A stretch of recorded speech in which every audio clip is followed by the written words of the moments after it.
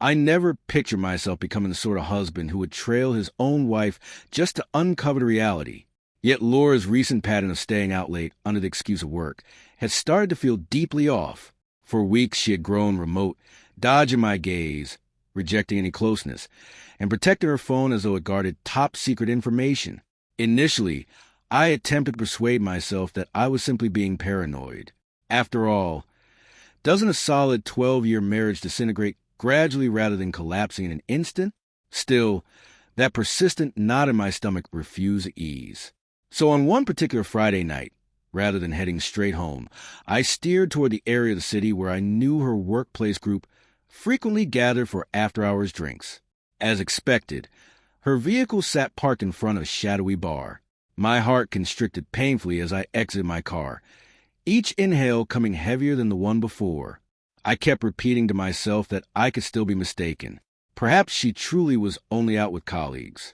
Perhaps I was on the verge of making a complete fool of myself over nothing.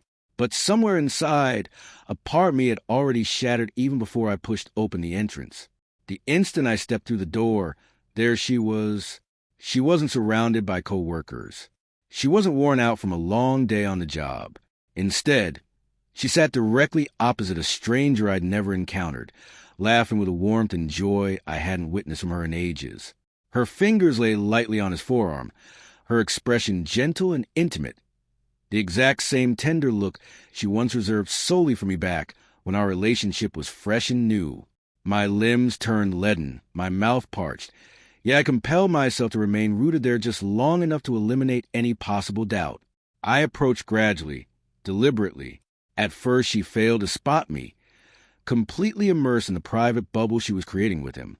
Then her eyes lifted, and every trace of color vanished from her cheeks as the joy choked off in her voice.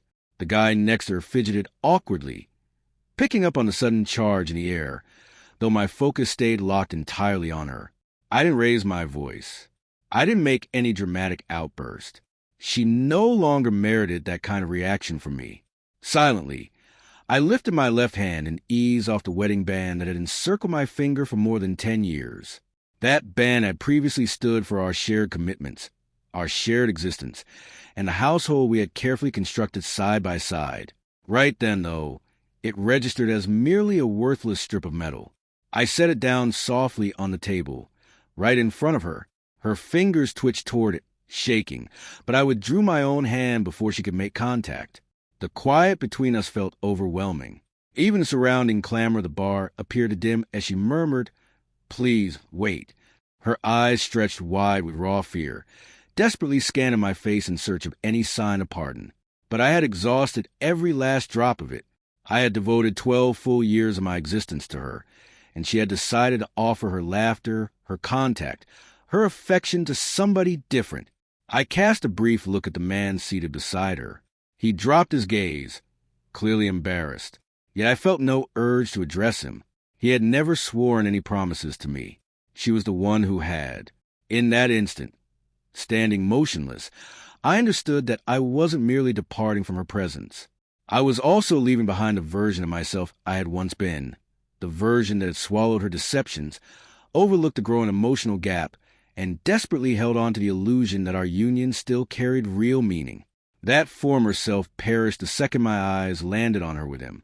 What stood in his place was a stronger individual, one who recognized he was worthy of far more than settling for second place within his own relationship. She extended her arm, my name escaping her lips in a fractured plea, as though with a sole sound she could still form. But I refused to pause. I refused to glance behind me. I simply continued moving toward the exit, abandoning both her and her new partner amid the wreckage of the future she had deliberately chosen to ruin. My complete wordlessness conveyed more powerfully than any shouted accusation ever could have. As I emerged into the refreshing evening breeze, an unexpected peace washed across me. For the first time in many months, confusion had lifted, self-doubt had vanished. False optimism no longer gripped me. I stood liberated. The crushing burden of disloyalty had given way to sharp understanding, and though the path forward might prove solitary, it would belong entirely to me, and unlike her actions toward our vows, I would never again turn my back on my own worth.